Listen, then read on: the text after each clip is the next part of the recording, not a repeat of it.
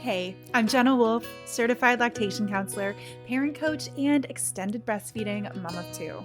I fully understand the unique challenges of breastfeeding beyond the baby days, and I'm here to take your hand and support you along your journey. So toss that hair in a messy bun, grab a basket of laundry to fold, and let's get started. This is Start to Stop Toddler Breastfeeding. Hello. Last week, I shared with you the 5 things that you need to consider before you plan a night away from your breastfeeding toddler. And it was more about that, like when you're considering it, is this something we're going to do? What could this look like? Is this right for us? Isn't this that kind of planning phase? And so this week, I want to move into you've made the decision to spend the night away. Now, how can you prepare for it in a more practical sense and prepare your child for it? Because I know that this is a question I got a ton on Instagram and in my DMs about that night away. So we're going to get more practical in that sense. And also, I just had my own night away. That's why this podcast is a little bit late. I was gone over the weekend with my husband for a night. And I left my 2 kids with my parents. So my son will be 4 in September, and he is still breastfeeding regularly. We haven't done any particular weaning of any kind or any very strict regiment around breastfeeding. So he breastfeeds frequently. My daughter is just turned 6, and she is actually now, I guess I can say, officially weaned. This wasn't something that I planned or that we set out together. It really kind of organically unfolded where she just asked to breastfeed less and less. And if I offered, then she wanted to breastfeed for just a few seconds at a time. Really, it was seconds. And then eventually she wasn't really interested in it anymore. And that's just really wild to me. So I'm still kind of processing that. I think I'll do an episode on some of my reflections around that soon. But I almost was going to do it this week, but I decided I want to process that a little bit more, and I want to have some really great insights to share with you from that. So I want to make sure that I really have wrapped my head around all of those pieces of it so that I can share that with you really coherently. But all that to say, my daughter is no longer breastfeeding, so I can say I'm no longer a tandem feeding mom in the present. I have been, but not right now. So the only breastfeeding child I left was my son. And I feel like from this, it's not the first time that I've left them for a night, but I feel like from this perspective and just having gone through it, what I can share from that is just some really realistic expectations around what a night away actually looks like from your toddler, what you can expect. A lot of times I feel like we have this either idea that it has to be perfect, i.e. our child doesn't even realize we're gone and is just having the time of their lives and has a great time and sleeps through the night and everything's perfectly rosy, that has to be how it happens. And if it's not like that, then it's going to just be an absolute disaster of, epic meltdowns and all the things. And I just want to say that it's not likely to be either of those. So I want to share my experiences and experiences that I have supported moms through, so that you can kind of have this realistic expectation of what that actually looks like, which I feel like can settle a lot of the kind of fears perhaps in your heart or in your mind around the situation, and also not leave you feeling like shocked if it's not like this perfect rosy picture that you imagined it would be if you kind of did all the things right, So that's what we're going to be talking about today. Let's just start with the things that you can do to prepare your child for your night away. You've made the decision now. What can you do? The very first thing I'm going to say is that you need to be ready for it yourself. Your child will attune to your state. So if you're feeling really anxious and unsure about it, it's likely that that's going to translate into your child feeling anxious and unsure. So just like in the previous episode when I talked about things to consider and I talked about your why for wanting that night away, I would encourage you to take some time, take a pause, take a beat, and just explore that anxiety for a moment and whatever might be there, and see if it's founded. Is there a real, genuine concern? Do you really feel unsettled about spending this night away? And if so, don't do it. Unless it's a situation where you truly have no choice, which I would say is incredibly rare, truthfully. Um, Even in a medical situation, like you still have choices and options, right? Unless you're in like a medically induced coma or something where you are truly like you do not have a choice, you always do have a choice. So make sure that you feel settled and secure about that choice. Now, if you are going away for work, or if there's something else going on where you're like, I really need to go do this thing, but I don't want to leave my child, explore creative options. Maybe your child can come with you and you have a babysitter that's there for when you're doing things. Maybe this is something that you can go for only part of the time and not the whole time. Like explore those things, look at those things, and find the option that you do feel settled about. Now, it's normal to have some anxieties and some fears and some worries about things. And I'm not saying you need to feel 1000% happy about this choice. But I'm saying that if you truly feel unsettled about it, listen to that voice. You're wise. Okay. Your body is wise. Your intuition is wise. Give that some space to breathe, focus on that a little bit and see what's underneath it. And if you can make any adaptations to feel good about this upcoming event, because that truly is part of preparing your child. Okay. Your child is attuning to you. So taking care of yourself is taking care of them. So listen to your body, listen to your heart, and follow it. So the next thing that I would encourage you to do to prepare your child is to support your child to feel safe with the caregiver that they are staying with.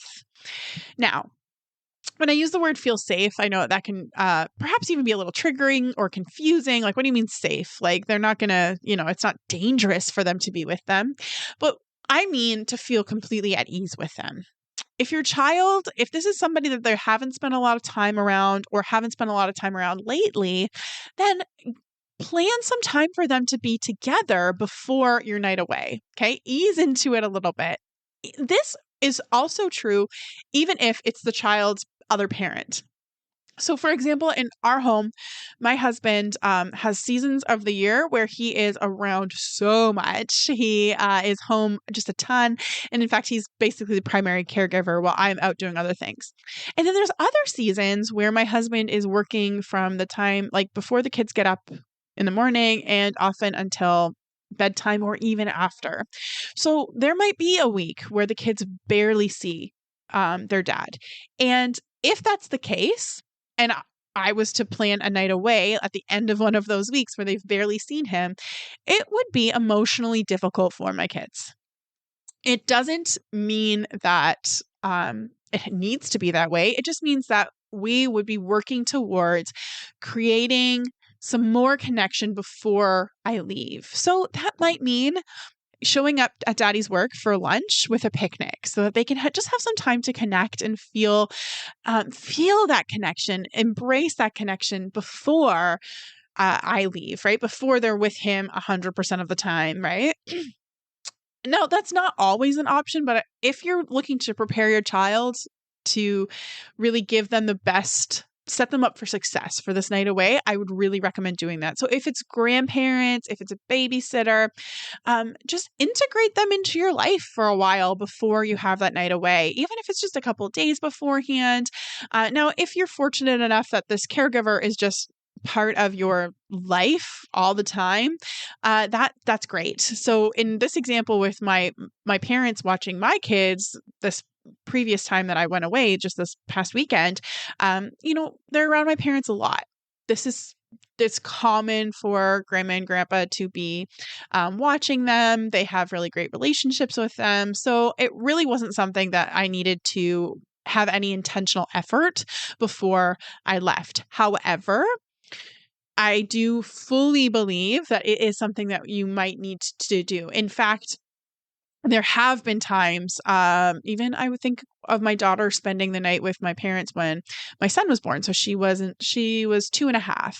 And that was something where, even though, she'd been around grandma and grandpa many times, it was something where we were intentional with the weeks leading up to it to have more connection time with grandma and grandpa so that she felt really at ease the night that she stayed there with them.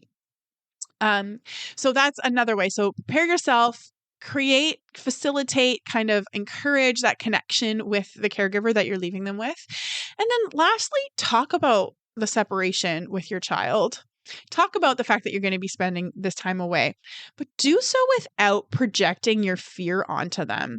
So don't overdo it. If you're feeling unsettled and so you just really need to make sure that your child's okay, so you're talking about it all the time, again, that's something where your child's going to attune to what you're projecting and your feelings and all the stuff that's going on inside of you. So if you're feeling that like unsettledness, it's okay to have some conversations with your child, but don't look to your child to reassure you. Okay. So if you're trying to have these conversations so that you can gauge where your child's at so that you feel better, that can backfire. So be mindful of that and take care of your needs, right? Like you can reassure yourself, you can take care of you. You do what you need to do for you. And don't put that on your child that like whether or not they're okay is going to be whether or not you're okay.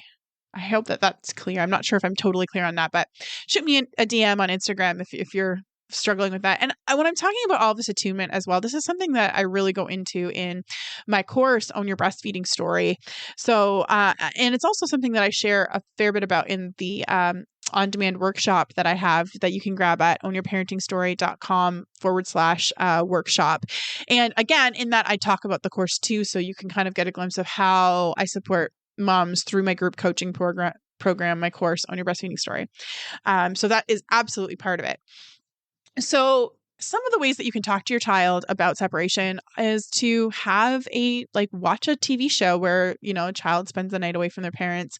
Daniel Tiger has some great ones about staying with babysitters.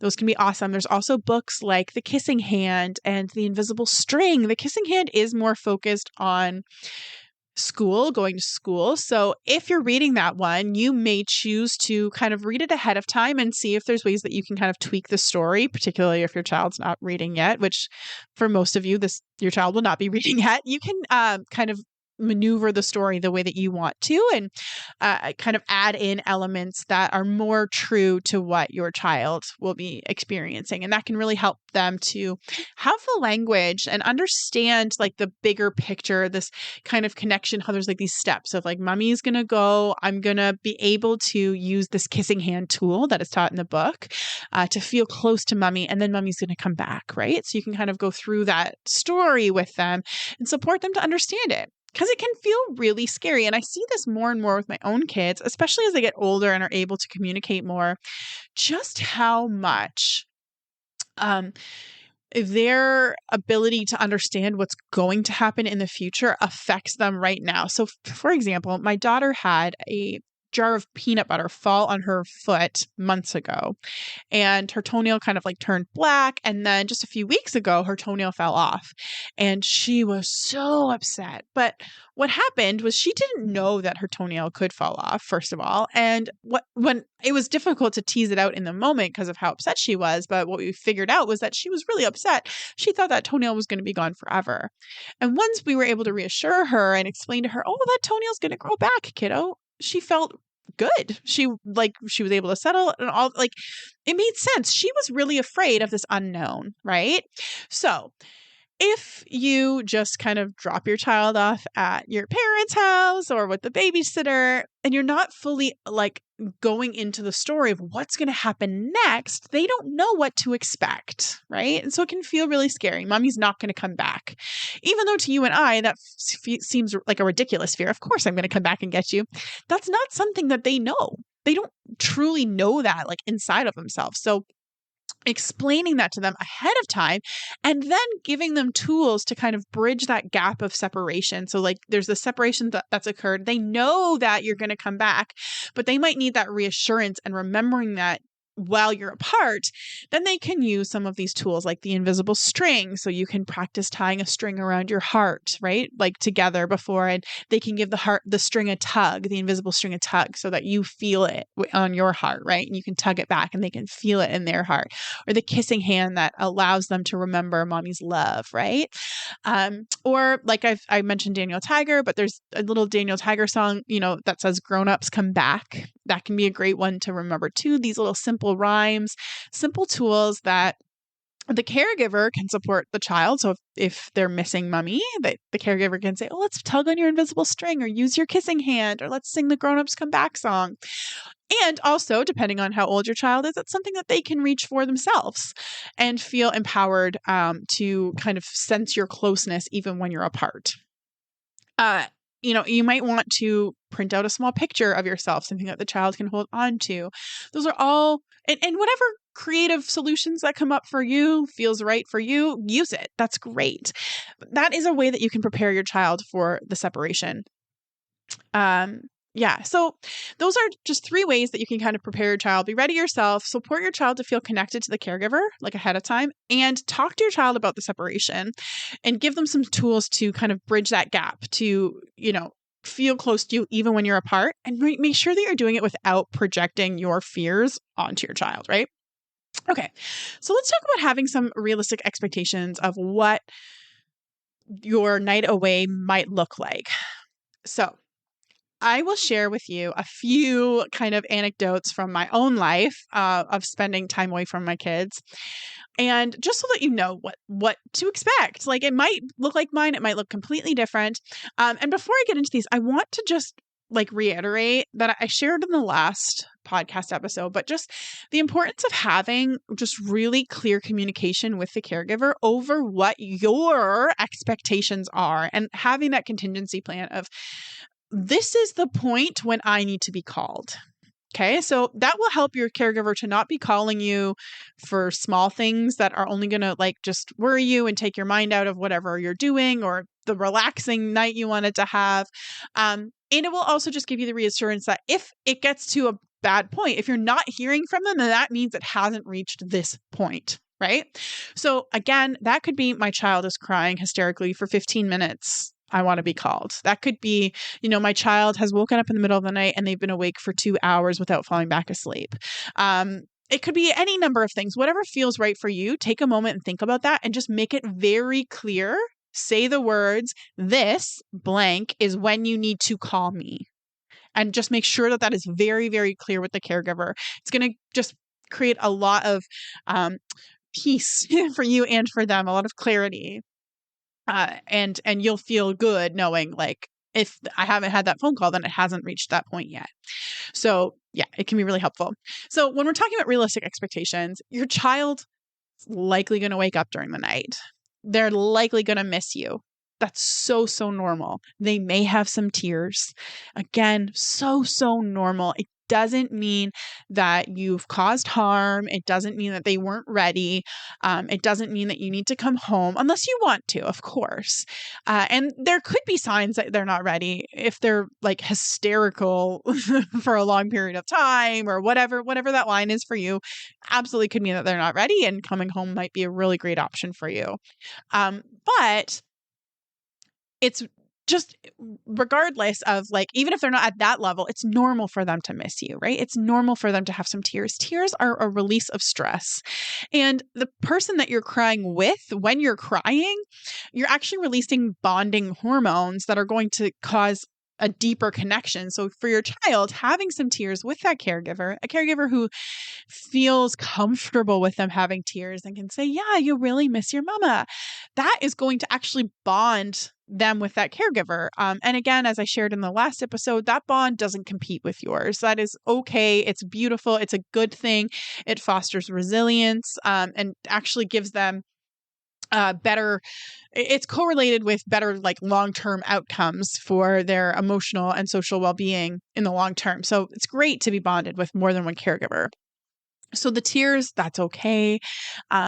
Just in this for this last weekend when I went away, I reached out to my mom in the morning. Hey, how were the kids? And my mom said that my son had woken up around 4 a.m. Kind of. He didn't really fully wake up. And he kind of cried on and off for about an hour, kind of in his sleep. He wasn't like fully awake. And then he just kind of settled back in and fell back asleep. And then he slept in the morning. And I was like, wow, like that to me, that was a good night. That wasn't something that stressed me out. I knew that my parents were more than able to support my son with whatever he needed. And that is something that sometimes happens on a regular night here, where my son might kind of be, unsettled for an hour or so during the night. That happens. That's totally okay. And I also know that at another point in my parenting, I might have gotten that text and been like, oh no, I did something really terrible. And my son was really upset and he didn't have me, but he had my parents who he feels connected and close to. And it was okay. Another time so this was, my daughter wasn't even 2 yet. She would have been like 20 months, maybe. My husband and I took a night away, and during that time, she just was up for the day at like 5 a.m. And my parents watched her and they just rolled with it. They just had some early breakfast. They all took a nap later on together in the afternoon. It was just, normal. And just like, it's okay. It's okay if that happens. These are realistic expectations to have, that it's likely that they're going to wake up during the night. They might not. That's okay too. They're likely going to miss you. They might have some tears. They might have a shorter night than usual. And that's all okay if you're okay with it, right?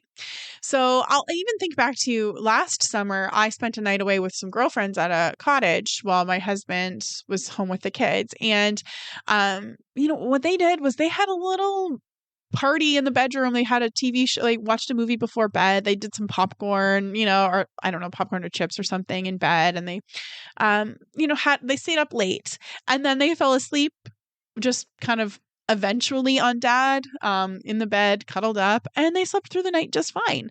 So it was a late night, and sure, daddy didn't do the typical bedtime routine. But that's all okay. They fell asleep and it was great. So it's just really important that you understand that these things might happen, right? And also that you don't have to anticipate every need. I didn't have to plan the bedtime party that my husband had. I didn't have to say to my parents, okay, if she wakes up at 5 a.m., do this and this and that, right? I trusted the caregivers that my kids were with to navigate whatever challenges would come up. And of course, I had that clear line of, if this happens, then please call me, right? So that can help you to feel a little bit more relaxed and at ease, because a lot of times we can feel like we need to kind of manage those pieces. And in a words, like at the end of the day, we're not trusting ourselves, we're not trusting the caregiver, and we're not trusting our child. And that's a lot of pressure on us as moms to carry all of that mental load of navigating and managing everyone's experiences all around us and making sure that everyone feels okay. So give yourself that gift, right? Now, again, if you truly do not trust the caregiver, do not leave your child with them. I am assuming that these are caregivers that you genuinely do trust your child with. So give yourself that gift of letting that go, right? Have that line of, this is when you need to call me, and allow the caregivers to navigate those situations that might come up, right?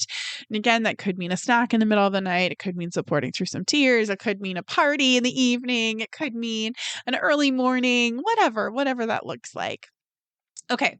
So just to recap, it's the best way that you can prepare your child for that night away that you've chosen to have is to make sure that you are truly ready, right? To support them to feel connected and close with their caregiver before you leave, and to share with them about the separation, talk about what's going to happen, talk about how that's going to look, that you're going to leave, you're going to take them to grandma's house. They're going to, have the night there. They're going to do bath time and teeth brushing with grandma. And then they're going to have sleep with grandma, and they're going to wake up in the morning and have breakfast. And then they're going to go to the park, and then you're going to come pick them up, right? You can give them that very step by step how things are going to go. You can even draw those down on paper, actually, like little pictures of all those steps are. And then they can take that with them to know what's going to happen next. That can be really supportive for them, depending on the age, but certainly as young as 18 months to that can still be very supportive to have those kind of like quick little images of reminders of what's going to happen next. If that's something that works for your child.